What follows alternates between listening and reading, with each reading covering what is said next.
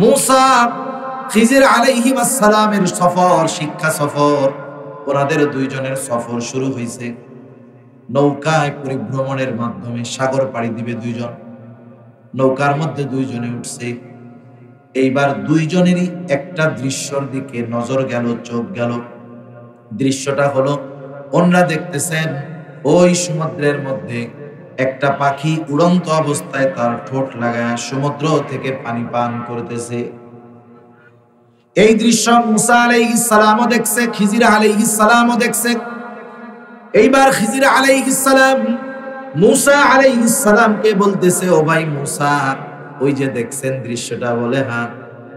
তবে শোনেন, আল্লাহ তাআলার জ্ঞান যদি এই সমুদ্র পরিমাণ হয়, তার জ্ঞানের তুলনায় গোটা সৃষ্টি জগতের জ্ঞান হলো ওই যে পাখির ঠোঁটে যেই পানিটুকু লেগে আছে। আল্লাহ তাআলার জ্ঞান যদি গোটা সমুদ্র পরিমাণ হয়, গোটা সৃষ্টির জ্ঞান হলো পাখির ঠোঁটে লেগে থাকা ওই এক ফোঁটা পানির চাইতেও অনেক কম। আল্লাহর জ্ঞান যদি, আল্লাহর ইলম যদি গোটা সমুদ্রের পরিমাণ হয়, তাহলে পাখির ঠোঁটে লেগে থাকা এক ফোঁটা পানি আল্লাহর জ্ঞানের তুলনায় ওই এক ফোঁটা পানি গোটা সৃষ্টি জগতের সকল সৃষ্টির জ্ঞানকে যদি এক জায়গা করা হয়, ওই এক ফোঁটা জ্ঞানের চাইতেও, পানির চাইতেও কম হবে। সুবহানাল্লাহ। এজন্য আল্লাহ তাআলা অনেক কিছু অস্পষ্টভাবে বলে আমাদের ঈমানের পরীক্ষা নেন, যে আমরা বিষয়টাকে সহজে মেনে নেই নাকি বুঝি না বিধায় এটাকে মানতে চাই না, এটা আল্লাহ দেখতে চায়। অন্যদিকে চলে যাচ্ছে কথা, ওই রূহের জগতে আমরা ছিলাম কত বছরের কোনো হিসাব নাই। এরপরে আসলাম আলমে বরজখ থেকে আলমে বুতুন, মাতৃগর্ভের মধ্যে আমরা আসলাম। মাতৃগর্ভের মধ্যে এই দেহ আর রূহ, এই দুইটার সংমিশ্রণ করা হলো। আল্লাহ রাব্বুল আলামিন মাতা পিতার মাধ্যমে দুনিয়ায় আমাদেরকে পাঠানোর ব্যবস্থা করলেন। এক ফোঁটা পানি মাতৃগর্ভে দিলেন। সেটা ফোঁটা বললেও ভুল হবে, এত ক্ষুদ্র থেকে ক্ষুদ্রাতীত একটা অংশ মায়ের গর্ভে দিয়ে আল্লাহ রাব্বুল আলামিন 120 দিন প্রসেসের পরে একটা মাংসপিণ্ড হলো। এই দেহটার একটা স্ট্রাকচার হলো। আল্লাহ তাআলা এইবার ফেরেশতাকে পাঠায় দিলেন মাতৃগর্ভের মধ্যে। আল্লাহর নির্দেশে ওই মাংসপিণ্ডের মধ্যে ফেরেশতা রূহ ফুঁকে দিল। মানুষের হার্ট সর্বপ্রথম তৈরি হয়, এরপরে দেহের অন্যান্য অর্গানগুলো হয়। অনেক সময় দেখবেন অনেক বাচ্চা আছে যথা সময়ের পূর্বে দুনিয়ায় ভূমিষ্ঠ হয়ে যায়, দেখা যায় তার কান পরিপূর্ণ হয় নাই, চোখ দুইটা ফুটে নাই, হাত পাটা পরিপূর্ণ হয় নাই। বলেন তো এরকম হয় কি হয় না? কারণ তার দেহটা পূর্ণাঙ্গতা লাভ করতে পারে নাই। আগে আসে হার্ট, আল্লাহ তাআলা রূহ দিয়ে দেয় ফেরেশতা আল্লাহর নির্দেশে। এইবার মায়ের গর্ভে ওই সময় ওই রূহ আমার আপনার দেহের সাথে কতদিন থাকবে এটা মাতৃগর্ভে নির্ধারিত হয়ে যায়। মাতৃগর্ভের মধ্যে তারিখ লিমিট হয়ে যায় যে এই দেহের সাথে রূহ কতদিন অবস্থান করবে। এরপরে আলমে বুতুন থেকে আমরা আসি আলমে দুনিয়ায়। অথচ অনেকে দেখা যায় আলমে বুতুনের মধ্যেই তার সফর শেষ, মাতৃগর্ভ থেকে দুনিয়ায় আসার আগেই সে মারা যায়। অনেকে আলমে দুনিয়ায় আসে, অল্প কিছু সময় থেকে মারা যায়। কেউ 1 মাস, কেউ 1 বছর, কেউ 2 বছর, 10 বছর, 15, 20, 40, 50, 60, 70, 80, 100 বছর বাঁচা লোকের সংখ্যা নাই বললেই চলে। ঠিক কিনা বলেন? 100 বছর বাঁচা লোকের সংখ্যা নাই বললেই চলে। পরিস্থিতি এমন, দুনিয়ায় এই আলমে দুনিয়ায় আমরা কতদিন থাকব আল্লাহ তাআলা এর সময়টা নির্ধারণ করে রাখছে। সময় নির্ধারিত আছে, তবে আমাদের জানা নাই। যদি আমরা জানতাম তাইলে ওই যে বললাম না, একেবারে সময় যখন শেষ সময়ে 20 মিনিট আগে তওবা কইরা বাকি জীবন ধুমসে আকাম কুকাম করব। এই জন্য আল্লাহ তাআলা হায়াত নির্ধারিত, তবে আমাদের অজানা রাইখা দিয়েছে। আমাদের জানা নাই যে কতটুকু সময় আমার জন্য আছে। সেজন্য হায়াত নামক নেয়ামত যেহেতু আছে, এই নেয়ামত থাকতে আমাদের এই নেয়ামতের কদর করা দরকার। ঠিক কিনা বলেন? প্রতিটা দিন যায় মূলত আমাদের নির্ধারিত হায়াত থেকে মাইনাস হতে থাকে। অনেক মানুষ আছে তার জন্মদিন পালন করে, আছে না? জন্মদিন পালন করে, এটাতে শরীয়তের কোনো ভিত্তি নেই। সে জন্মদিন বলেন তো খুশি হয়ে পালন করে নাকি জন্মদিন কান্নাকাটি করে? কি করে বলেন তো?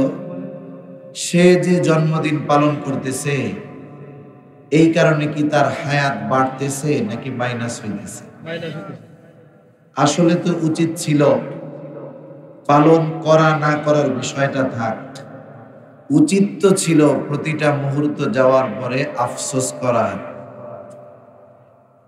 যে আমার হায়াত থেকে, নির্ধারিত হায়াত থেকে একটা সেকেন্ড, একটা মিনিট চলে যাচ্ছে। বলেন তো, আমরা যদি জানতাম, কথার কথা, আমরা যদি কেউ জানতে পারতাম যে এখন থেকে 5 ঘন্টা পরে আমরা আর কেউ বেঁচে থাকতে পারবো না, কয় ঘন্টা পরে? 5 ঘন্টা পরে। বলেন তো এই 5 ঘন্টা কি করতাম আমরা? 5 ঘন্টা যদি নিশ্চিত হইতাম যে 5 ঘন্টা পরে আর বাঁচতে পারবো না, 2টা কাজ করতাম। 1 নাম্বার হলো, দুনিয়াতে যদি মা বাবার সাথে বেয়াদবি করে থাকে দৌড়ায় গিয়া মাফ টাফ চাই আসতাম। 2 নাম্বার, ওই যে ঘর আল্লাহটা রেডি আছে, ওযু কইরা যে ঢুকতাম আর বাইরে হইতাম না। ঠিক কিনা বলেন? 2 রাকাত নামাজ পড়তাম, ওটা আমার জীবনের শ্রেষ্ঠ নামাজ হইত। সারা জীবন কোরআন পড়ি নাই, কিন্তু কোরআনটারে সুমা নিয়া বুকের মধ্যে দিয়া বসে থাকতাম। চিন্তা করতাম মালাকুল মাউত জানি কোরআন বুকে থাকা অবস্থায় আসে। চিন্তা করতাম মালাকুল মাউত যেন সেজদারত অবস্থায় আসে। চিন্তা করতাম মালাকুল মাউত যেন নামাজরত অবস্থায় আসে। তাহলে হায়াত কতটুকু যদি নিশ্চিত জানতে পারতাম, আমরা আমাদের জীবনের গতিপথ পাল্টায়া দিতাম। কিন্তু আমাদের প্রত্যেকেরই নির্ধারিত একটা সময় আছে, হায়াত আছে। এ দুনিয়াতে আমরা কতদিন থাকবো, কতক্ষণ থাকবো, এর নির্ধারিত মেয়াদ দিয়েই আল্লাহ তাআলা আমাকে আপনাকে দুনিয়াতে পাঠিয়েছেন। আজ রাত আমার জীবনের শেষ রাতও হতে পারে, আগামী দিনের সূর্যোদয় আমার নসিবে নাও থাকতে পারে। ঠিক কিনা বলেন? সেজন্য আমাদের উচিত সময় থাকতে, হায়াত থাকতে এই হায়াতের যথাযথ মূল্যায়ন করা। আফসোসের সাথে বলতে হয় প্রতিনিয়ত হায়াত মাইনাস হয়, আর আমরা আনন্দ উদযাপনের মাধ্যমে ওই চলে যাওয়া নতুন সামনের হায়াতটাকে আমরা অভিবাদন জানাই, শুভেচ্ছা জানাই। এই যে আজকে 28 ডিসেম্বর, আজকে 28 ডিসেম্বর, আজ থেকে 2 দিন পরে 31তম রাত্রে এ বাংলাদেশের হাজারো নয়, লক্ষ নয়, কোটি কোটি মানুষ নতুন এক বর্ষ বরণের জন্য প্রস্তুতি নিয়ে থাকবে। ঠিক কিনা বলে? আসলে আমরা জানি না, একটা জাতিকে যদি ধ্বংস করতে হয়, একটা জাতিকে যদি ধ্বংস করতে হয়, তাদের 2টা জিনিস ধ্বংস করে দিলে ওই জাতি জিন্দা লাশ হয়ে যায়। 1 নাম্বার হলো ওই জাতির শিক্ষা ব্যবস্থা। শিক্ষা ব্যবস্থা যদি ধ্বংস করা যায়, আমরা মুসলিম, আমরা ইমানদার, আমাদের কিন্তু শিক্ষার একটা স্পেশাল নিয়ম নীতি আছে। ইসলাম আমাদেরকে শিক্ষা গ্রহণ করতে বলেছে, দ্বীনে ইলম অর্জন করতে বলেছে। এটাই আমাদের মূল শিক্ষা। জাগতিক শিক্ষা এটা সাইড শিক্ষা, কিন্তু মূল শিক্ষা হলো কোরআন সুন্নাহর শিক্ষা। শিক্ষা ব্যবস্থা প্রতিষ্ঠান থেকে যদি দ্বীন শিক্ষা উঠায় দেওয়া যায়, দুনিয়াবি সেকুলার শিক্ষা ব্যবস্থা যদি প্রতিষ্ঠা করা যায়, তাহলে এক সময় ওই জাতি শিখবে ঠিক, কিন্তু আল্লাহকে চিনবে না, দিন বুঝবে না। এক সময় ওই সন্তানগুলো সেকুলার শিক্ষা ব্যবস্থায় শিক্ষা গ্রহণ করে মুসলিম নামের মুনাফিক হিসাবে পয়দা হবে, ঠিক কিনা বলেন? ফেরাউন কিন্তু একদিনে হঠাৎ কইরা নিজেরে খোদা বলে দাবি করছে তা না। ফেরাউন যখন মিশরের অধিপতি হয়েছে, জিরো থেকে হিরো হয়েছে, কবরস্থানের দারোয়ান থেকে মিশরের বাদশা হয়ে গেছে। এখন উচ্চ বিলাসিতা তার আরো অনেক বেশি। সে চিন্তা করতেছে, আমি ছিলাম তরমুজের ব্যাপারী, কবরস্থানের দারোয়ান, আমি যেহেতু মিশরের বাদশা হইতেই পারছি, আমি মনে হয় খোদাও হইতে পারব। শয়তানেও দিছে পাপ। মনের কথা ফেরাউনের কলিজার বন্ধু হামানের কাছে বলছে যে, হামান বন্ধু, আমার তো বাদশা তো হইলাম, আর একটা জিনিস হইতে মন চাইতেছে। কি হইতে মন চায়? কয়, আমার তো খোদা হইতে মন চায়, রব হইতে মন চায়। হামান বলে, সাবধান, এখন যদি তুমি এই কথা মানুষের মধ্যে বলো, তাইলে খোদাইগিরি লাগবে না, তোমার এই মসনদি থাকবে না, তুমি ছিন্ন বিচ্ছিন্ন হয়ে যাবা। ফেরাউন বেশ কিছুদিন চুপ। শয়তানে আবার মনের মধ্যে উস্কায়া দিছে, আবার হামান রে বলতেছে, হামান, আমার তো খোদা হইতে মন চায়। জানে জিগার বন্ধু, কি করা যায়? হামান বুদ্ধি টুদ্ধি বাইর করছে যে, শোনো, তুমি খোদা হবা, কিন্তু ঘোষণা হঠাৎ করে দেওয়া যাবে না। কি করতে হবে? অপেক্ষা করতে হবে। কেমনে? ওই সময় দিন শিক্ষার যত প্রতিষ্ঠান আছে সবগুলারে বন্ধ করে দিতে হবে। এরপর এক কথায় দিন শিক্ষার যত মাধ্যম আছে সবগুলোকে বাদ দিয়ে দিতে হবে। এরপরে কঠোর নজরদারিতে রাখতে হবে, কেউ জানি ব্যক্তিগতভাবে মানুষকে ডাইকা নিয়ে দিন শেখাইতে না পারে। তাহলে একটা প্রজন্ম দিন শিক্ষা থেকে বঞ্চিত হবে। যারা মুরব্বী আছে ওরা তো এক সময় দুনিয়া থেকে মরে যাবে। এই প্রজন্ম অশিক্ষিত মূর্খ হবে। ওরা যখন বড় হবে ওরা তো রবরেই চিনবে না, কে খোদা কে মালিক চিনবে না। ওই পর্যন্ত অপেক্ষা করতে হবে। দীর্ঘকাল এই মিশন জারি রেখে শিক্ষা ব্যবস্থা, দিন শিক্ষা ব্যবস্থাকে ধ্বংস করে একটা সময় এলাকাব্যাপী সকল তদন্ত করার পরে বুঝতে পারলো এখন আর দিন শিক্ষার লোক তেমন নাই। এখন তুমি নিজেরে খোদা বইলা দাবি করো, দেখবা এই দিনহীন মূর্খ মানুষগুলোর বড় অংশ তোমারে খোদা বইলা বাইনা নিবে।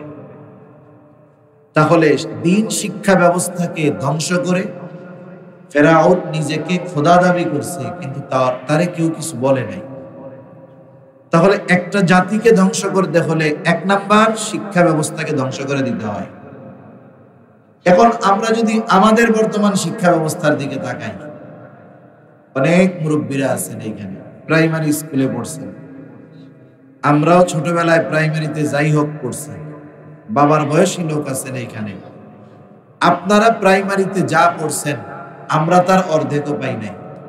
প্রাইমারি স্কুলগুলোতে নামাজ, কালাম, আদব, আখলাক, কোরআন শিক্ষা, ভদ্রতা, আদব, লেহাজ সব স্কুলেই এক সময় শেখানো হতো, ঠিক কিনা বলেন? আমরা কত বাংলা বইতে ঘটনা পাইছি, সুন্দর সুন্দর ঘটনা। খলিফাদের ঘটনা পেয়েছি, খলিফাতুল মুসলিমিনদের ঘটনা পেয়েছি, নবীজির ঘটনা পেয়েছি। ওগুলো বাচ্চারা পড়ে উদ্বুদ্ধ হয়েছে, শিখেছে। কিন্তু এখন এগুলা নেই। এখন তো ব্যাঙের লাফ কেমনে হবে, কেমনে ল্যাপের তলে গিয়া ঘুমাইতে হয়, কেমনে বিছানা ঝাড়ু দিতে হয়, এইগুলা শিখায় স্কুলে। একটা মানুষের কিছু শিক্ষা হয় সৃষ্টিগতভাবে, কিছু জিনিস সৃষ্টিগতভাবেই শিখে, কিছু জিনিস পরিবার থেকে শিখে, কিছু জিনিস প্রতিষ্ঠান থেকে শিখে। যেটা সৃষ্টিগতভাবে আল্লাহ শিখিয়ে দেন সেটা শেখানোর জন্য কোনো টিচার লাগে না। যেটা পরিবার থেকে শিখতে হয় সেটা প্রতিষ্ঠানে শেখানো লাগে না। যেটা প্রতিষ্ঠান থেকে শিখতে হয় সেটা বাড়ি বসে বই কিনে শেখা যায় না। কথা বুঝতে পারেন? ছোট্ট একটা বাচ্চা, 1-2 মাসের বাচ্চা, ওর যখন খিদা লাগে ও কি করে বলেন তো? কান্না করে। খিদা লাগলে যে কান্না করতে হবে, ওকে দুনিয়ার কোন টিচার শিখাইছে? কেউ শিখাইছে? ওর মা শিখাইছে? ওর পরিবার শিখাইছে? বলেন তো, খিদা লাগলে যে আওয়াজ কইরা কান্না করতে হবে, কে শিখাইছে? আল্লাহ। এটা সৃষ্টিগত। এরকম আরো শিক্ষা আছে, আমি ওইদিকে যাবো না, কারণ যা বলতে চাই তার থেকে তো আর একদিক চলে যাইতেছে। আর একটা হলো পরিবার থেকে শিখা। এই যে ঘরোয়া কিছু কাজ আছে, এগুলো পরিবার থেকে শিখে মানুষ। ল্যাপ খেতা বিছানো, বিছান ঝাড়া শিখা, মেয়েদের কিছু শারীরিক সমস্যা, এগুলো প্রতিষ্ঠানে শিখানোর বিষয় না। এগুলো বয়সের সাথে সাথে পরিবারের সদস্যদের কাছ থেকে বিষয়গুলো শিখে যায়। কিছু বিষয় আছে, এটা ইন্টারনাল বিষয়, এটা পরিবারের মা বোনদের কাছ থেকে শিখবে। ওই বিষয়টা যখন ওপেন প্লেসে শেখানো হবে, বলা হবে, হায়া নামক একটা সম্পদ আছে আমাদের, লজ্জা। লজ্জা বুঝেন তো? লজ্জাকে নবীজি বলেন আল হায়াউ শুবাতুম মিনাল ঈমান। লজ্জা ঈমানের একটা অন্যতম শাখা। যার লজ্জা নাই, নবীজি এক হাদিসের মধ্যে বলেন, সে সব কিছু করতে পারে। এই যে বিষয়গুলো, ইন্টারনাল বিষয়গুলো যখন প্রকাশ্যে সবার সামনে শেখানো হবে, মেয়েলি একটা সমস্যা যখন পুরুষদের সামনেও আলোচনা করা হবে, এক সময় মেয়েদের সৃষ্টিগতভাবে যেই লজ্জাটা আছে সেটা ভেঙে যাবে। এমন কিছু বিষয় আছে যেগুলো এমনি শেখে। আচ্ছা, বাচ্চা কাচ্চা কেমনে হবে? ওইটা তো লেখাপড়া করে শেখা লাগে না। যারা আগের সময় লেখাপড়া করে নাই, এগো মনে হয় বাচ্চা কাচ্চা আর হয় নাই। কথা বলেন না? হইছে না? স্কুল থেকে শিখাই দিছে। এখন কি বলবো, এই বিষয়গুলো স্কুলে শিখাতে চায়। তাহলে মানুষ যেটা শিখবে, লজ্জা যদি চলে যায়, দেখা যাবে এই ধরনের অপরাধ, জেনা, ব্যভিচারের প্রবণতা বলেন তো বাড়বে না কমবে? তাহলে এই শিক্ষা ব্যবস্থা নীতি নৈতিকতা নয়।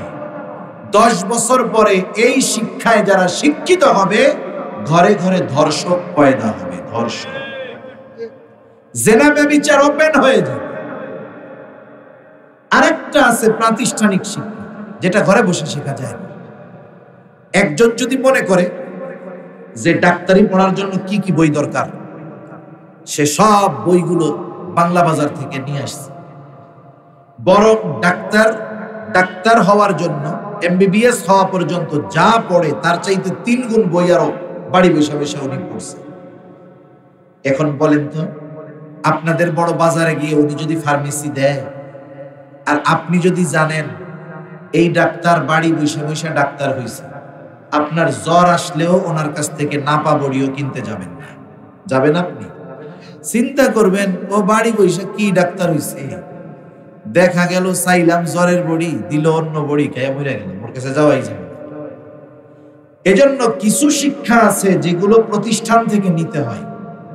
যেই শিক্ষা যেই জায়গার, সেই শিক্ষাটা যদি সেই জায়গায় না হয়, উল্টাপাল্টা হয়, তাহলে এই শিক্ষার দ্বারা জাতি উপকৃত হয় না, বরং আরো ধ্বংস হয়। ঠিক কিনা বলুন? তাহলে একটা জাতিকে যদি ধ্বংস করতে হয়, 1 নম্বরে শিক্ষা ব্যবস্থাকে নষ্ট করে দিতে হয়। আমরা মুসলিম ইমানদার, আমাদের শিক্ষা ব্যবস্থায় প্রায়োরিটি পাবে, অগ্রাধিকার পাবে ইসলাম, দিন শিক্ষা, দিনের বুনিয়াদী শিক্ষা। আফসোস, 92% মুসলমানের দেশের কথা বলি, কিন্তু আমাদের শিক্ষা ব্যবস্থায় আমাদের সন্তানেরা পড়ে দোয়ায় কুনুতটাও শিখতে পারে না। ঠিক কিনা বলুন?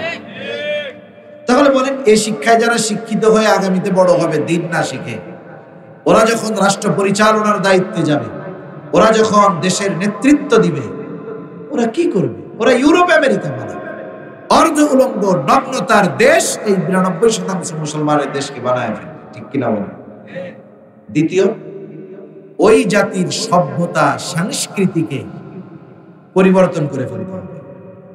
মনে রাখবেন, আমরা হলাম মুসলিম বাংলাদেশি বাঙালি, আর আমাদের কিছু সুশীল সমাজ আছে। সুশীল সমাজ নাম শুনেন না? সুশীল মানে কি? সুশিক্ষিত শয়তান। সুশিক্ষিত শয়তান, এটা আমাদের এভরিভিশন, এটা আমাদের ব্যাখ্যা, তাদের ব্যাখ্যায় যা থাকে দেখ। এই শয়তানগুলো আমাদের শিখায় যে আগে আমরা বাঙালি, এরপরে বাংলাদেশি, এরপরে মুসলিম। কিন্তু মনে রাখতে হবে, ওরা যা বলে বলুক, আগে আমি মুসলিম, এরপরে আমি বাংলাদেশি, এরপরে আমি বাঙালি। আমি যখন মুসলিম হব, আমার সভ্যতা, আমার সংস্কৃতি, আমার তাহজিব, আমার তামাদ্দুন, এগুলো ইসলামের সাথে সম্পৃক্ত থাকতে হবে। আমি বাংলাদেশের সব সংস্কৃতিকে গ্রহণ করব। কখন? যখন বাংলাদেশের সংস্কৃতি আমার ঈমানের সাথে সাংঘর্ষিক না হবে। আমি বাংলাদেশের সংস্কৃতি গ্রহণ করব, কোনো বাধা নাই, কিন্তু কখন? যখন বাংলাদেশের সভ্যতা, সংস্কৃতি ইসলামের সাথে সাংঘর্ষিক না হবে। আমি যেহেতু বাঙালি, বাঙালি সংস্কৃতি গ্রহণ করব। কোনটা? যেটা আমার ইসলামের সাথে সাংঘর্ষিক হবে না। কিন্তু কোন সভ্যতা, সংস্কৃতি যদি আমার ইসলামের সাথে সাংঘর্ষিক হয়, কোন সভ্যতা, সংস্কৃতি কিছু পালন করতে গিয়ে যদি আমার ইসলামের ক্ষতি হয়, ওই রকম সংস্কৃতি, সভ্যতা, নিয়ম নীতির তোয়াক্কা করা যাবে। এখন আসেন, আমরা মুসলমান, আমাদের কিন্তু একটা সভ্যতা, সংস্কৃতি আছে, আছে না নাই? আছে। সবগুলো ইমানের সাথে সম্পৃক্ত, এর বাইরে যেতে গেলেই ইমানের সাথে সাংঘর্ষিক হবে। আমি সবগুলো বলবো। আমি এখন শুধু এই যে 31st নাইট, নববর্ষ বরণ, এটা নিয়ে দুই একটা কথা বলবো, যেহেতু সময়ের সাথে এই বিষয়টাও সম্পৃক্ত আছে। এখন আমরা দেখেন, আজকে 28 ডিসেম্বর, রোজ বৃহস্পতিবার। আচ্ছা, কে আছেন বলেন তো এখন বাংলা কোন মাস? চিন্তা করে দেখেন, এইরকম পৌষ মাসের ঠান্ডা, পৌষ মাস কইতে 10 সেকেন্ড ভাবা লাগছে। বলেন তো পৌষ মাসের কয় তারিখ? আছেন কে? যাক, এক আল্লাহর বান্দা পাওয়া গেছে। মুরব্বী মনে হয় বলছে না? মুরব্বী পারবে। বলেন তো আজকে আরবি কি মাস? মাস বাদ দেন, বলেন তো কয় তারিখ? এলাকার কেউ জানেন না।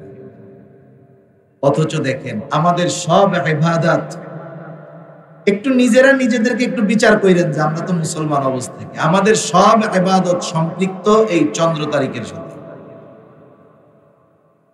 আমাদের সব ইবাদত সম্পৃক্ত চন্দ্র তারিখের সাথে। আজকে 15 তারিখ, চন্দ্র মাস, আমরা বলতে পারি না।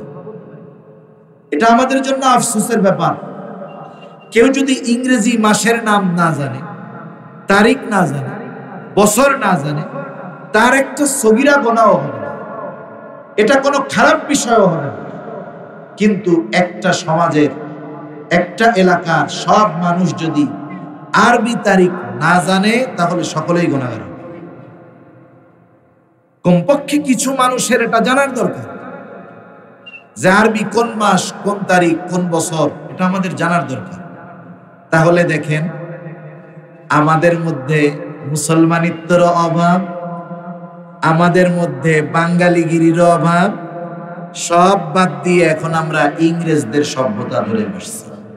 ঠিক কিনা বলেন? নিজেদেরকে নিজেরা একটু মাইপেন যে হালতটা কি। তাইলে বাঙালি বাঙালি বলে লাফাই, কিন্তু বাঙালিত্ব ভিতরে নেই। মুসলমান মুসলমান বলে লাফাই, আমাদের মধ্যে প্রকৃত মুসলমানিত্ব নাই। কথায় যেহেতু আসলো, একটা পরামর্শ দেই আপনাদের, রাগ হবেন না তো? আপনারা মনে করছেন এ হুজুর কি শুরু করলো আবার, ভালোই সুর টুর দিয়া ওয়াজ করতো, এখন থেকে ঘুষা মারা তো থাকবে। বলেন তো এগুলো আমাদের দরকার আছে না নেই? আচ্ছা, ডাক্তারের কাছে যখন রুগী যায়, রুগীকে ব্যান্ডেজ করে দিছে, ডাক্তার বলছে 1 সপ্তাহ পরে আবার আসবেন। এইবার 1 সপ্তাহ পরে রুগী আবার গেছে ড্রেসিং করানোর জন্য। বলেন তো ডাক্তার কি ব্যান্ডেজ খুইলাই আবার মলম ডইলা ওই গস কাপড় দিয়ে ব্যান্ডেজ বাইদা দেয়, নাকি ওই ঘাটারে পরিষ্কার কইরা আবারও রক্তাক্ত করে? বলেন তো। খোসায়, কারণ জানে যত খোসায়া কাঁচা রক্ত বের করা হবে, এর জীবাণু তত বের হবে, লোকটার কোনো জীবাণু থাকবে না, পরবর্তীতে সমস্যা হবে না। এজন্য কিছু দিনই কথা বলতে গেলে আমাদের একটু খোসা কষ্ট লাগতে পারে, কিন্তু এটা আমাদের জন্য কল্যাণকর। একটা পরামর্শ দিয়ে আপনাদের যদি মন চায় মানতে পারেন। এই যে মসজিদ, এখানে ছোট্ট একটা বোর্ড বানাবেন, সাদা বোর্ড। প্রত্যেক মাসের নাম উপরে লিখবেন, সন উপরে লিখবেন, কত হিজরি কোন মাস, বিশেষ করে আরবিটা। নিচে তারিখটা লিখে দেবেন। প্রতিদিন সকালবেলা নামাজ পরিবর্তন করতে হয়, যেরকম আজকে 1 তারিখ, সারাদিন থাকবে সন্ধ্যা পর্যন্ত, সন্ধ্যায় মুছে 2 তারিখ। তাহলে কমপক্ষে নামাজি যারা আছে এরা তারিখটা কমপক্ষে জানতে পারবে। কারণ এই জায়গায় তো আলহামদুলিল্লাহ এই মসজিদের মুসল্লি আছেন অনেকে, আমরা কেউ তারিখটা বলতে পারলাম না, আপনারা কেউ বলতে পারলেন না, কিন্তু ওখানে যদি থাকতো তাহলে কমপক্ষে ওই তারিখটা দেখতে পারতেন।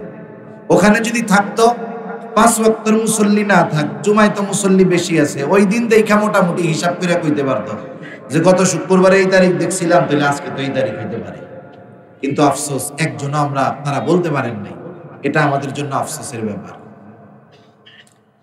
তা যাই হোক, এই যে 28 তারিখ, আজকে 31 তারিখ, ইংরেজি নববর্ষ উদযাপন করা।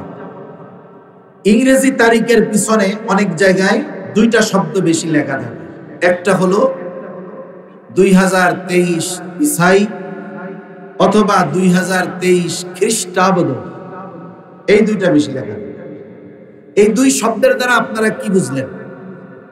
এই 2 শব্দের দ্বারা বোঝা যায় এই ইংরেজি সনটা খ্রিস্টানদের ইবাদতের সাথে সম্পৃক্ত সন, তারিখ। ইসাই বলতে খ্রিস্টান, তাহলে ইসাই এবং খ্রিস্টাব্দ এই 2টি শব্দের কারণে বোঝা যায় ইংরেজি বর্ষটা হলো খ্রিস্টানদের সাথে সম্পৃক্ত, খ্রিস্টানদের ইবাদতের সাথে সম্পৃক্ত সময়। এজন্যই খ্রিস্টানদের বড়দিন কয় তারিখ জানেন? 25 ডিসেম্বর। কোনদিন তো পরিবর্তন হয় না। তার মানে ওরা ইবাদত গুলো করে ওদের তারিখ অনুযায়ী। এটা মূলত ওদের ইবাদতের সাথে সম্পৃক্ত সন, বছর। তবে আন্তর্জাতিক গেড়াকলের কাছে আমাদেরকেও এই তারিখ অনুযায়ী হিসাব রাখতে হয়, সেটা ভিন্ন কথা।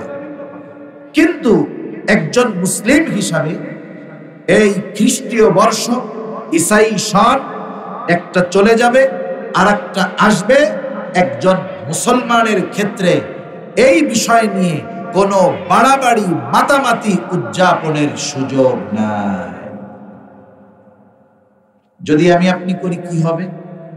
রাসূল আকরাম সাল্লাল্লাহু আলাইহি ওয়াসাল্লাম বলেন, মান তাশাব্বাহা বিকাওমিন ফাহুয়া মিনহুম।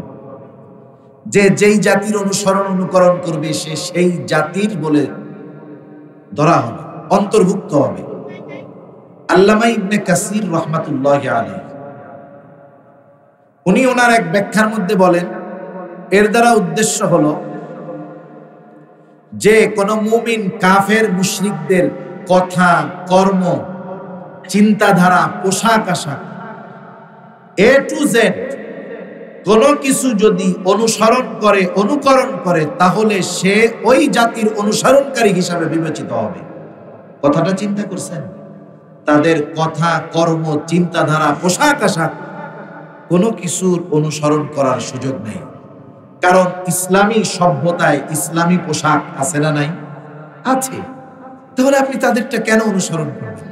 যদি অনুসরণ করেন আর যদি মোহাব্বত লাইগাই যায়, তাহলে হাদিসের ভাষায় কিয়ামতের দিন ওদের কাতারে হাসরের দিন উঠে দাঁড়াইতে হবে। আল্লাহ তাআলা আমাদের সহিহ বুঝ দান করুন। মনে রাখতে হবে, এ বিষয় নিয়ে কাউকে শুভেচ্ছা জানানো যাবে না। যারা শুনতেছেন, যারা যুবক ভাই আছেন, ফেসবুক চালান, আপনি পোস্ট দিয়ে দিবেন যে এটার সাথে ইসলাম মুসলমানদের সম্পর্ক নাই। অনুগ্রহপূর্বক কেউ আমাকে শুভেচ্ছা জানাবেন না, কেউ যদি শুভেচ্ছা জানায় তার সাথে আমার সম্পর্ক থাকবে না। আল্লাহ তাআলা আমাদের বুঝবার তৌফিক দান করুন। আমি যেই বিষয়ে আলোচনা করতে চাচ্ছিলাম সেটা হলো সময়। সময় হলো মানুষের হায়াতটা 5টা ভাগে বিভক্ত হয়। কয় ভাগে? 5 ভাগে। 1 নাম্বার, আমাদের কিছু কাল অতিবাহিত হয়েছে যেটা ছিল আলমে আরওয়াহ, রূহের জগতে। রূহের জগতে অবস্থানের আগে আমাদের কোনো অস্তিত্বই ছিল না, না এই দেহের ছিল না রূহের ছিল। আদম আলাইহিস সালাতু ওয়াস সালামকে আল্লাহ তাআলা সৃষ্টি করবার পর আদম আলাইহিস সালামের পৃষ্ঠদেশ তথা পিঠ থেকে আল্লাহ তাআলা কিয়ামত পর্যন্ত যত মানুষ আসবে, যত মানুষ এসেছে, যত মানুষ আছে, আল্লাহ তাআলা একত্রে একসাথে আদম আলাইহিস সালাতু ওয়াস সালামের পৃষ্ঠদেশ থেকে বের করেছে। একসাথে সব রূহ আল্লাহ তাআলা বাইর করেছে। আমরা সকলে রূহের জগতে ছিলাম। রূহের জগতে কত বছর ছিলাম, কত কাল ছিলাম, আমাদের কারো কিন্তু এই হিসাব জানা নাই। দেখা যাবে লক্ষ লক্ষ লক্ষ বছর পার হয়ে গেছে রূহের জগতে। এখন প্রশ্ন হতে পারে, রূহ কি জিনিস? রূহটাই হলো আমাদের মূল। এই যে স্ট্রাকচার, এই দেহ, এটার কোনো দাম নাই যদি এই দেহ থেকে রূহটা বের হয়ে যায়। এই জন্য দেহ থেকে যখন রূহ বিচ্ছিন্ন হয়ে যায়, মানুষ তখন মারা যায়, তখন ওই মানুষটাকে আমরা বলি লাশ। তখন তার নাম বলি না, উল্লেখ করি অমুকের লাশ অথবা শুধু লাশ। অর্থ হলো লাশ এই উনফি, যার মধ্যে কিছুই নাই। আসলে কি নাই? হাতও আছে, চোখও আছে, কানও আছে, পাও আছে, সব আছে। কি নাই? যেইটা নাই সেটাই হলো রূহ, আর সেটাই হলো একটা মানুষের মূল জিনিস। রূহ কি জিনিস? কিছু বিষয় আছে যে মানুষ ওই বিষয়টা অনুধাবন করার, চিন্তা করার, বুঝবার যোগ্যতা, জ্ঞান আল্লাহ তাআলা মানুষকে দেয় না। আল্লাহর প্রতি যদি অগাধ বিশ্বাস থাকে, আল্লাহ তাআলার কথাটাকেই বান্দা বিশ্বাস করে না, বুঝুক আর না বুঝুক। যখন রাসূলুল্লাহ সাল্লাল্লাহু আলাইহি ওয়াসাল্লাম মক্কায় কাফেরদের দাওয়াত দিচ্ছেন, নবীজি তো আর কাফেরদের মাঝে অপরিচিত ছিলেন না। 40 বছরের উপরে নবীজি কাফেরদের সাথে বসবাস করেছে। মক্কার মানুষ ওনারে ভালো মতো চিনে। মক্কার মানুষই উনাকে আল আমিন উপাধি দিয়েছে, মক্কার মানুষই উনাকে আস-সাদিক উপাধি দিয়েছে। রাসূলুল্লাহ সাল্লাল্লাহু আলাইহি ওয়াসাল্লাম যখন দ্বীনের দাওয়াত দেওয়া শুরু করেছে, কাফেররা নেতৃত্ব হারা হয়ে যাবে এই ভয়ে নবীজিকে মানে না। আবার চিন্তা করে, মুহাম্মদ তো সাধারণ মানুষ নয়, গোটা হায়াতেও একটা মিথ্যা কথা বলে নাই, মুহাম্মদ জীবনেও একটা মিথ্যা কথা বলে নাই। ওদের মধ্যে দুইটা চিন্তা হইতো, আসলেও কি মুহাম্মদ নবী নাকি? কারণ কুরাইশ বংশের মধ্যে কোনো নবী আসে নাই। ইসমাঈল আলাইহিস সালামের থেকে এই বংশের শুরু। মুহাম্মাদুর রাসূলুল্লাহ ইসমাঈল আলাইহিস সালামের বংশের একমাত্র নবী এবং শেষ নবী। এর মধ্যে যেহেতু কুরাইশ বংশে কোনো নবী নাই, এই জন্য নবী কেমন হতে পারে এই ব্যাপারে তাদের ধারণা কম। ওরা চিন্তা করতেছে, আসলেই কি মুহাম্মদ নবী নাকি, কেমনে বুঝবো? এই চিন্তা করে তারা চিন্তা করলো, ইয়াসরিব তথা মদিনায় আমাদের 2 জন প্রতিনিধি পাঠায় দেই। যেহেতু এইখানে আহলে কিতাব আছে, ইহুদিরা আছে, যারা আসমানি কিতাবের ধারক বাহক, ধারাবাহিকতার ক্রমান্বয়ে তাদের কাছে নবী আসছে। কেউ যদি নবী দাবি করে, হঠাৎ করেই নবী হইতে পারবে না। কে নবী হতে পারে, কি যোগ্যতা প্রয়োজন, সেটা ওদের জানা থাকবে। এই জন্য 2 জন ব্যক্তিকে কুরাইশরা নির্বাচন করলো। একজন হলো নযর ইবনে হারিস, আরেকজন হলো উকবা ইবনে মুঈত। এই 2 জনকে বলল, তোমরা চলে যাও মদিনায়, গিয়া ইহুদি আলেমদের কাছে জিজ্ঞাসা করবা, মুহাম্মাদের ব্যাপারে গিয়ে বলবা। এই 2 জন গিয়ে আমার আপনার নবীর ব্যাপারে তাদের কাছে সবকিছু খুলে বলল।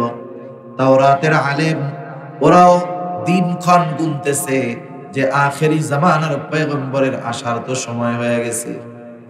যখন তারা গিয়ে এই কথাগুলো বলছে, ওরা বুঝতে পারছে ইনি নবী হবেন। তবে এরা কেমনে বুঝবে উনি নবী? এই জন্য 3টা প্রশ্ন তারা শিখায় দিয়েছে। ওই ইহুদি আলেম বলছে, শোনো, যেই লোকটা নবী দাবি করে তাকে 3টা প্রশ্ন করবা। 1 নাম্বার, অতীতকালে একদল যুবক ঘর থেকে বাহির হয়ে গিয়েছিল, দিন পালনের উদ্দেশ্যে এদের ব্যাপারে জিজ্ঞাসা করবা, আসহাবে কাহাফের ব্যাপারে জিজ্ঞাসা করবা। 2 নাম্বার বাদশাহ যুলকারনাইন, ওই বাদশার ব্যাপারে জিজ্ঞাসা করবা যে গোটা পৃথিবী পরিভ্রমণ করেছে, তার ব্যাপারে জিজ্ঞাসা করবা। 3 নাম্বার তাকে রূহ সম্পর্কে জিজ্ঞাসা করবা, কারণ এই 3 প্রশ্নের জবাব কোন নবী ছাড়া দিতে পারবে না। যদি এই 3 প্রশ্নের জবাব দিয়া দেয় তাইলে বুঝবা উনি নবী। এবার ওই 2 জন চলে আসছে, মক্কার মুশরিক সরদারদের কাছে বলছে আমাদেরকে তো এইটা করতে বলছে। এইবার তারা গিয়ে আমার আপনার নবীর কাছেই 3 প্রশ্ন রাখলো। নবীজি তো নিজের থেকে কিছু বলেন না, এই প্রশ্নের জবাব নবী দিতে পারবেন না, কারণ নবী কখনো মদিনায় যায় নাই, ওরা খুব ভালো মতো জানে। নবীজি কারো কাছে পড়েন নাই, খুব ভালো মতো জানে। আর নবীজিও এই প্রশ্নগুলোর জবাব নিজে দিতে পারবেন না। বলেন তো এই প্রশ্নগুলোর জবাব আল্লাহ তাআলাই নবীজিকে জানায়া দিবে। নবীজিকে যদি আল্লাহ তাআলা না জানায়, নবীর নিজের থেকে এই প্রশ্নগুলোর জবাব দেওয়ার সুযোগ আছে নাকি? নাই। নবীজি যখন এই প্রশ্নগুলা তাদের কাছ থেকে শুনছে, বলছে আচ্ছা আগামীকাল আইসো, জবাব জানায় দেব। উনি চিন্তা করেছে জিব্রাইল তো ওহী নিয়ে আসবে, তখন জিজ্ঞাসা করব। কিন্তু নবীজি ইনশাআল্লাহ এই কথাটা বলেন নাই। প্রথম দিন পার হয়ে গেল, জিব্রাইল আমিনের আসার কোনো খবর নাই। 2 দিন 3 দিন একাধারে 15 দিন পর্যন্ত ওহী আসে নাই। কাফেররা পরের দিন থেকেই লাফানো শুরু করে দিছে, দেখো মুহাম্মদ কেমন নবী, 3 প্রশ্নের জবাব দিতে পারলো না, নবী হইলে তো পারতই। এই 15টা দিন নবীর কত কষ্টে গেছে চিন্তা করেন। নবীজি নিশ্চুপ, কিছু বলতে পারেন না, পেরেশান। 15 দিন পর জিব্রাইল আলাইহিস সালাম জবাব নিয়ে হাজির। সাথে সাথে উম্মতের জন্য গুরুত্বপূর্ণ একটা শিক্ষাও নিয়ে আসলেন। আল্লাহ তাআলা জানায় দিলেন, ওয়ালা তাকুলান্না লিশাইইন ইন্নী ফাইলুন যালিকা গাদা ইল্লা আইয়াশা আল্লাহ। আল্লাহ রাব্বুল আলামিন বলেন, ওয়ালা তাকুলান্না ইন্নী ফাইলুন যালিকা গাদা, আপনি কখনোই এমনটা বলবেন না যে আমি ওই কাজটা আগামী কাল করব। বরং কি করবেন? বলবেন ইল্লা গাদা ইল্লা আইয়াশা আল্লাহ, বলবেন আল্লাহ যদি চায় আমি এইটা আগামী কাল করব।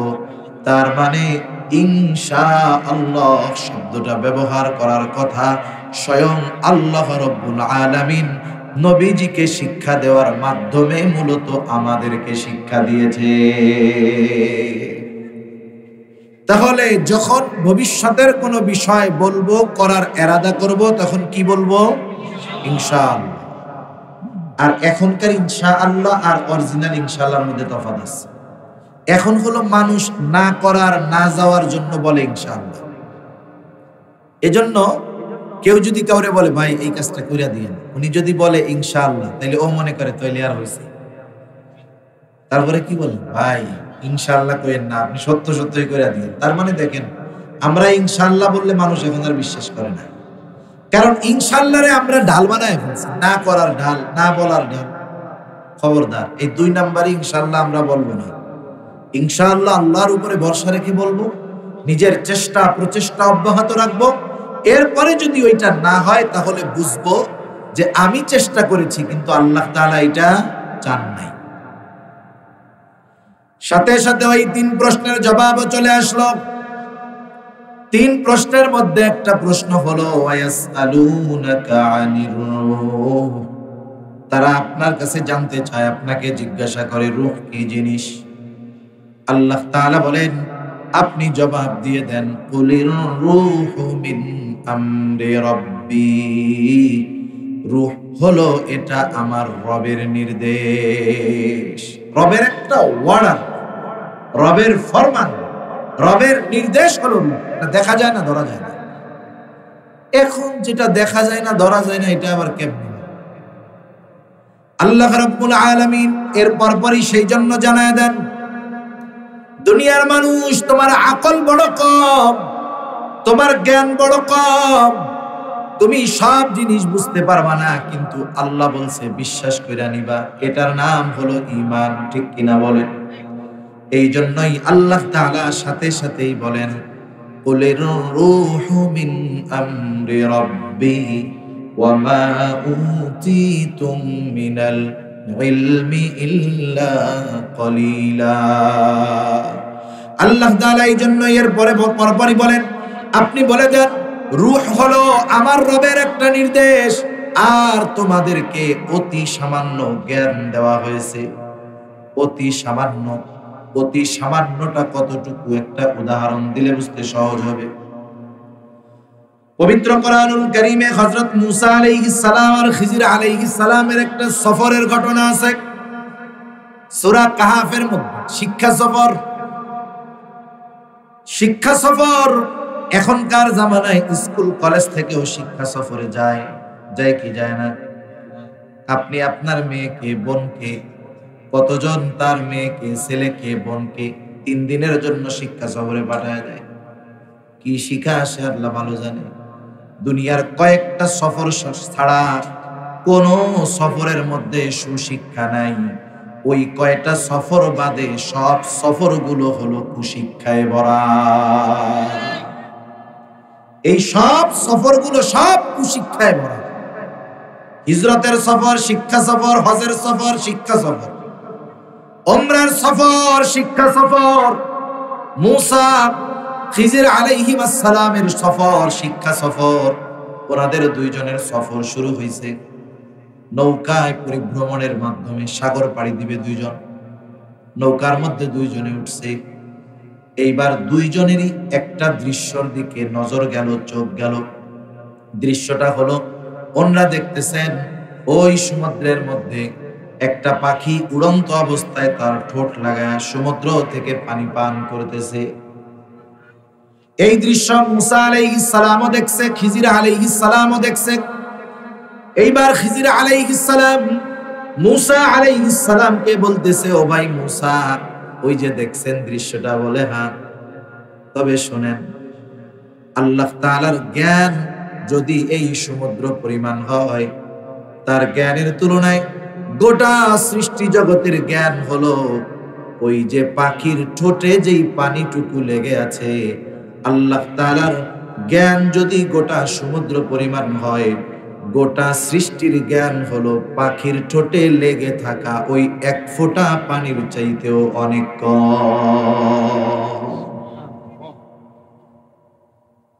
আল্লাহর জ্ঞান যদি, আল্লাহর ইলম যদি গোটা সমুদ্রের পরিমাণ হয়, তাহলে পাখির ঠোঁটে লেগে থাকা এক ফোঁটা পানি আল্লাহর জ্ঞানের তুলনায় ওই এক ফোঁটা পানি গোটা সৃষ্টি জগতের সকল সৃষ্টির জ্ঞানকে যদি এক জায়গা করা হয়, ওই এক ফোঁটা জ্ঞানের চাইতেও, পানির চাইতেও কম হবে। সুবহানাল্লাহ। এজন্য আল্লাহ তাআলা অনেক কিছু অস্পষ্টভাবে বলে আমাদের ঈমানের পরীক্ষা নেন, যে আমরা বিষয়টাকে সহজে মেনে নেই নাকি বুঝি না বিধায় এটাকে মানতে চাই না, এটা আল্লাহ দেখতে চায়। অন্যদিকে চলে যাচ্ছে কথা, ওই রূহের জগতে আমরা ছিলাম কত বছরের কোনো হিসাব নাই। এরপরে আসলাম আলমে বরজখ থেকে আলমে বুতুন, মাতৃগর্ভের মধ্যে আমরা আসলাম। মাতৃগর্ভের মধ্যে এই দেহ আর রূহ, এই দুইটার সংমিশ্রণ করা হলো। আল্লাহ রাব্বুল আলামিন মাতা পিতার মাধ্যমে দুনিয়ায় আমাদেরকে পাঠানোর ব্যবস্থা করলেন। এক ফোঁটা পানি মাতৃগর্ভে দিলেন। সেটা ফোঁটা বললেও ভুল হবে, এত ক্ষুদ্র থেকে ক্ষুদ্রাতীত একটা অংশ মায়ের গর্ভে দিয়ে আল্লাহ রাব্বুল আলামিন 120 দিন প্রসেসের পরে একটা মাংসপিণ্ড হলো। এই দেহটার একটা স্ট্রাকচার হলো। আল্লাহ তাআলা এইবার ফেরেশতাকে পাঠায় দিলেন মাতৃগর্ভের মধ্যে। আল্লাহর নির্দেশে ওই মাংসপিণ্ডের মধ্যে ফেরেশতা রূহ ফুঁকে দিল। মানুষের হার্ট সর্বপ্রথম তৈরি হয়, এরপরে দেহের অন্যান্য অর্গানগুলো হয়। অনেক সময় দেখবেন অনেক বাচ্চা আছে যথাসময়ের পূর্বে দুনিয়ায় ভূমিষ্ঠ হয়ে যায়, দেখা যায় তার কান পরিপূর্ণ হয় নাই, চোখ দুইটা ফোটে নাই, হাত পাটা পরিপূর্ণ হয় নাই। বলেন তো এরকম হয় কি হয় না? কারণ তার দেহটা পূর্ণাঙ্গতা লাভ করতে পারে নাই। আগে আসে হার্ট, আল্লাহ তাআলা রূহ দিয়ে দেয় ফেরেশতা আল্লাহর নির্দেশে। এইবার মায়ের গর্ভে ওই সময় ওই রূহ আমার আপনার দেহের সাথে কতদিন থাকবে এটা মাতৃগর্ভে নির্ধারিত হয়ে যায়। মাতৃগর্ভের মধ্যে তারিখ লিমিট হয়ে যায় যে এই দেহের সাথে রূহ কতদিন অবস্থান করবে। এরপরে আলমে বুতুন থেকে আমরা আসি আলমে দুনিয়ায়। অথচ অনেকে দেখা যায় আলমে বুতুনের মধ্যেই তার সফর শেষ, মাতৃগর্ভ থেকে দুনিয়ায় আসার আগেই সে মারা যায়। অনেকে আলমে দুনিয়ায় আসে, অল্প কিছু সময় থেকে মারা যায়। কেউ 1 মাস, কেউ 1 বছর, কেউ 2 বছর, 10 বছর, 15, 20, 40, 50, 60, 70, 80, 100 বছর বাঁচা লোকের সংখ্যা নাই বললেই চলে। ঠিক কিনা বলে? 100 বছর বাঁচা লোকের সংখ্যা নাই বললেই চলে। পরিস্থিতি এমন, দুনিয়ায় এই আলমে দুনিয়ায় আমরা কতদিন থাকবো আল্লাহ তাআলা এর সময়টা নির্ধারণ করে রাখছে। সময় নির্ধারিত আছে, তবে আমাদের জানা নাই। যদি আমরা জানতাম তাইলে ওই যে বললাম একেবারে সময় যখন শেষ সময়ে 20 মিনিট আগে তওবা কইরা বাকি জীবন ধুমসে আকাম কুকাম করতাম। এই জন্য আল্লাহ তাআলা হায়াত নির্ধারিত, তবে আমাদের অজানা রাইখা দিয়েছে। আমাদের জানা নাই যে কতটুকু সময় আমার জন্য আছে। যখন সময়টা ফুরায় যাবে আল্লাহ তাআলা বলেন ফাইযা জাআ আজালুহুম লা ইস্তাখিরুনা সাআতান ওয়া লা ইস্তাকদিমুন। আল্লাহ তাআলা জানায় দেন যথা সময়ে মালাকুল মউত হাজির হয়ে যাবে, 1 মুহূর্ত আগেও আসবে না, 1 মুহূর্ত বিলম্ব করবে না। এইবার আমার আপনার দেহ থেকে রূহটা আবার বিচ্ছিন্ন হয়ে যাবে। আমি আপনি অনন্তকালের পথের সফরের পথিক হয়ে যাব।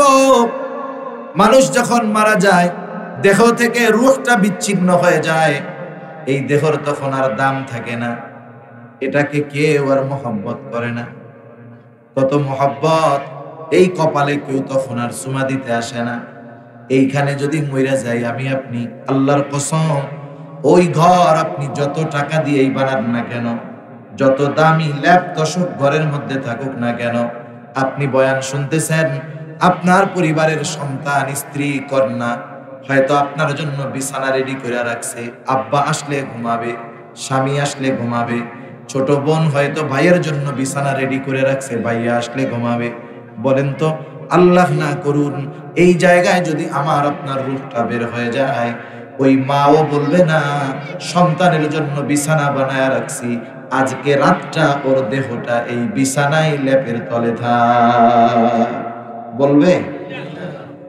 বলবে যে বাড়ি একটু আইনা দেখাইও, আগে এই জায়গা থেকে গোসল টোসল দিয়া টিয়া কাফন টাফন পরাইয়া যাওয়ার সময় আমরা একটু দেখবো। এটাই দুনিয়া, কোনো দাম নাই এই স্ট্রাকচারে। রূপটা বের হবে, মেয়াদ শেষ। সব অঞ্চলে এই মাইকের মধ্যে ঘোষণা দেয় অমুক এলাকার অমুক, আজ বিকাল 5 ঘটিকার সময়, আজ সন্ধ্যা 7 ঘটিকার সময় ইন্তেকাল করিয়াছে। আগামী দিন সকাল বেলায় অমুক মাঠে সকাল 9টায় মরহুমের নামাজে জানাজা অনুষ্ঠিত হবে। অতএব সকল ধর্মপ্রাণ মুসলমানদেরকে উক্ত মরহুমের জানাজায় শরীক হওয়ার জন্য অনুরোধ করা গেল। এই ঘোষণা আপনাদের এলাকায় দেয় কি দেয় না? এই ঘোষণা দেওয়ার সময় একটা আরবি শব্দ ব্যবহার করে, শব্দটা হলো ইন্তেকাল। ইন্তেকাল শব্দের অর্থ হলো স্থানান্তরিত হওয়া। তার মানে সে এক জায়গায় ছিল, এখান থেকে আরেক জায়গায় গিয়েছে। দেহ পচনশীল কিন্তু রূহ পচে না।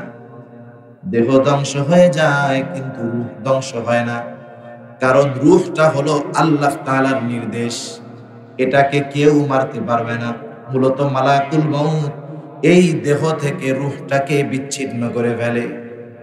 মালাকুল মউত রূহ থেকে দেহটাকে আলাদা করে ফেলে। রূহ যেহেতু আসল, এতকাল রূহ আমার দেহের সাথে আলমে দুনিয়ায় ছিল, এইবার স্থানান্তরিত হয়ে চলে গেল কবর জগৎ, হাদিসের ভাষায় আলমে বরজখ।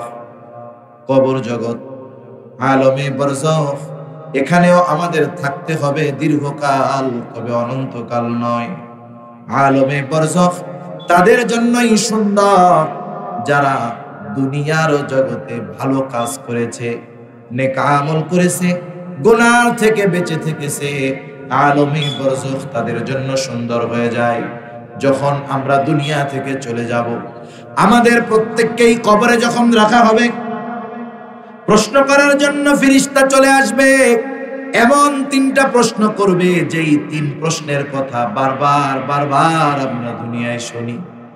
অনেকে পরীক্ষার সময় নকল নিয়ে যায় লেখা, চিন্তা করে যদি না পারি তাতে কি, নকল দেখা দেখা প্রশ্নের উত্তর দিয়া দিব।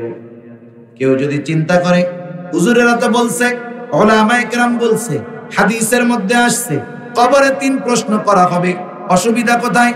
আমার পোলাপানকে ওসিয়ত করব যে আমি যখন মারা যাব 3 প্রশ্নের জবাব লেখা কাফনের মধ্যে দিয়া দিস। মুনকার নাকির এসে জিজ্ঞাসা করলেই কমু যে ধরেন কি প্রশ্ন করবেন, জানি এই যে উত্তর। এই সুযোগ আছে? এই সুযোগ নেই। মনে রাখতে হবে একটা উসুল, শুনেন উসুল, একটা মূলনীতি। যেই প্রশ্ন আগে ফাঁস করে দেওয়া হয়, বুঝতে হবে ওই প্রশ্ন যেই হলে হবে ওখানে গিয়ে জবাব দেওয়া কঠিন। আর যেই প্রশ্ন আগে জানায়া দেওয়া হয় না, ওই প্রশ্ন হলে গিয়ে দেওয়া যাবে উত্তর, এটা তুলনামূলক সহজ। কিছু প্রশ্ন আছে যেটা পড়া মুখস্থের সাথে সম্পৃক্ত, কিন্তু কবরের 3 প্রশ্ন মুখস্থের সাথে সম্পৃক্ত নয়।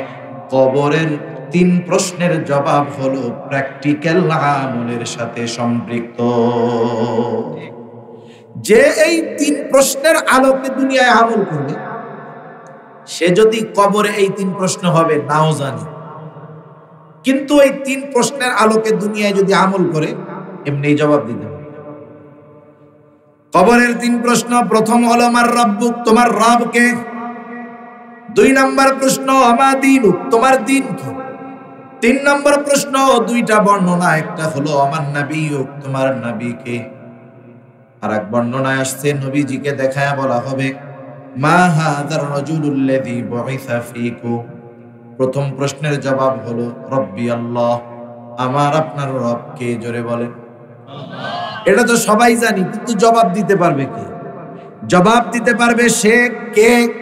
ইন্নাল্লাযীনা ক্বালু রাব্বুনাল্লাহু সুম্মা ইসতাকামু তাতানাজ্জালু আলাইহিমুল মালায়েকা আল্লা তাখাফু ওয়া লা তাহজানু ওয়া আবশিরু বিল জান্নাতিল্লাতী কুনতুম তুআদুন। জবাব দিতে পারবে কে? ইন্নাল্লাযীনা ক্বালু রাব্বুনাল্লাহ, যারা বলে আমার রব আল্লাহ, আমাদের রব আল্লাহ, শুধু মৌখিক ভাবে বলে আমাদের রব আল্লাহ, এমনটা নয়। সুম্মা ইসতাকামু, এই কথার উপরে অটল থাকে।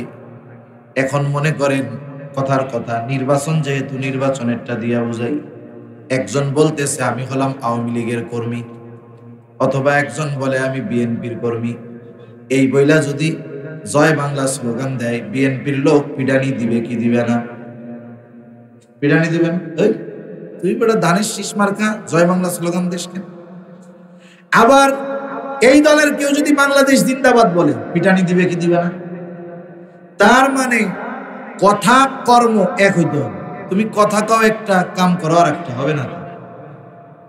যখন বলল রব্বুন আল্লাহ, আমাদের রব আল্লাহ, সুম্মা ইসতাকামু, অর্থাৎ এই কথার উপরে সে ইস্তেকামতের উপরে থাকবে।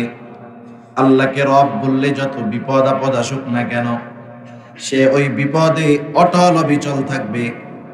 রবের সকল আদেশ নিষেধ মেনে চলবে, রবের খুশির জন্য সব কিছু করবে। রব যেই কাজে বেজার হয়, দুনিয়ার মানুষ বেজার হলেও সেটা ছেড়ে দিবে।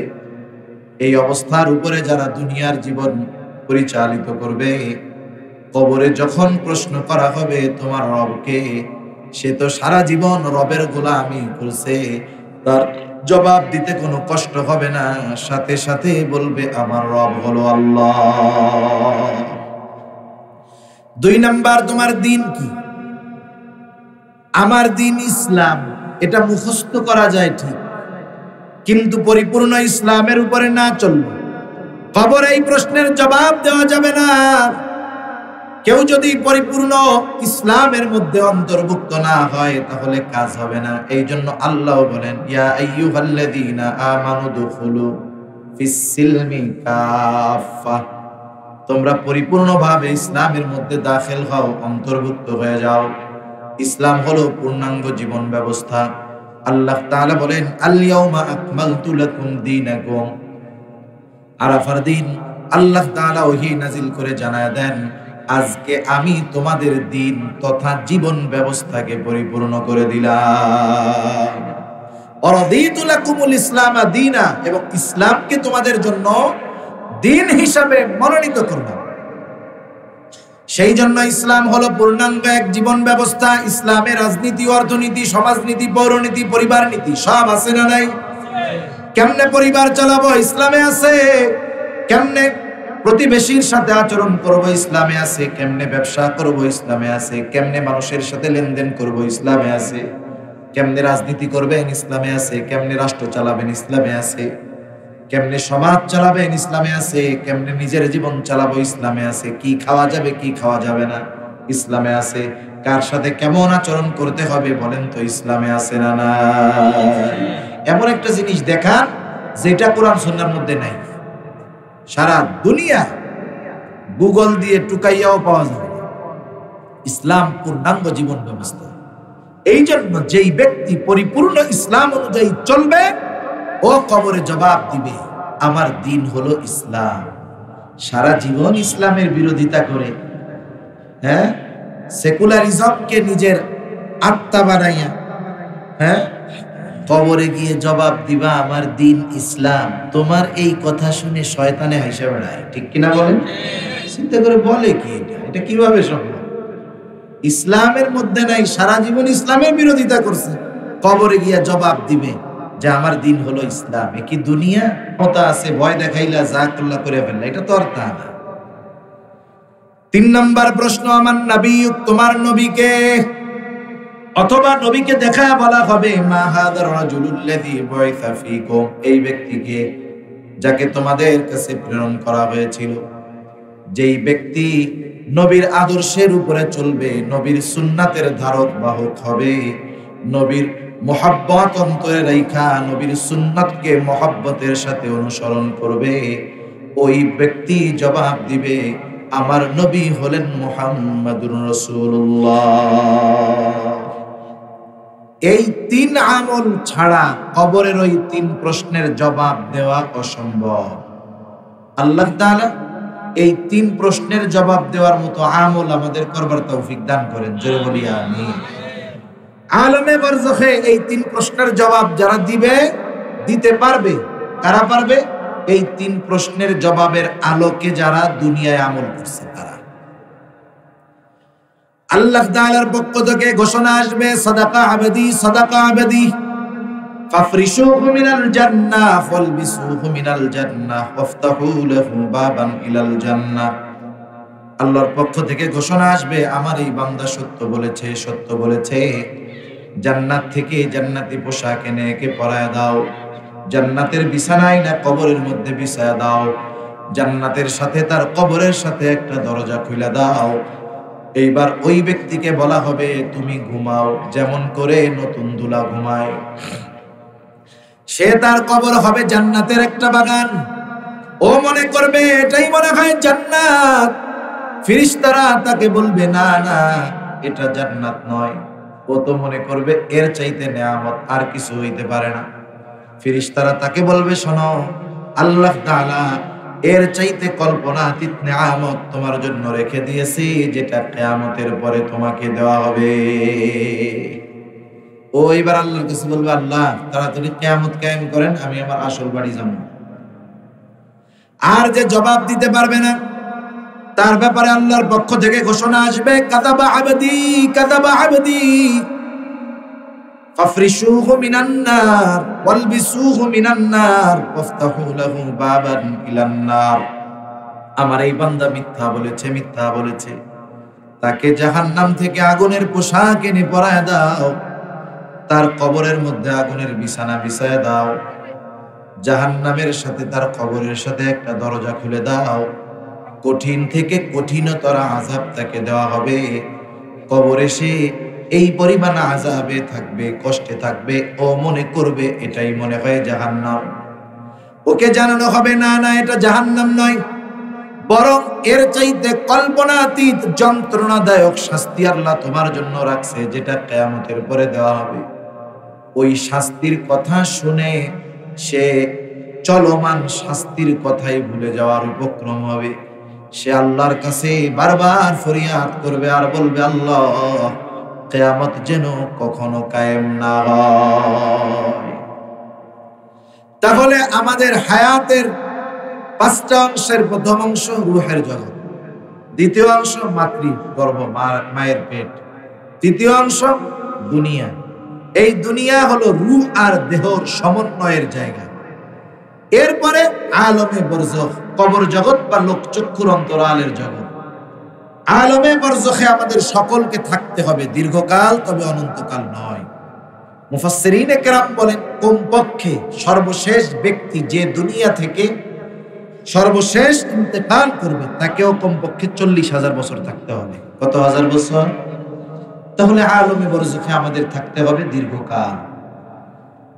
প্রথমবার সিংহায় ফুৎকারের মাধ্যমে এ দুনিয়া থেকে মানব জাতির অধ্যায় শেষ হবে।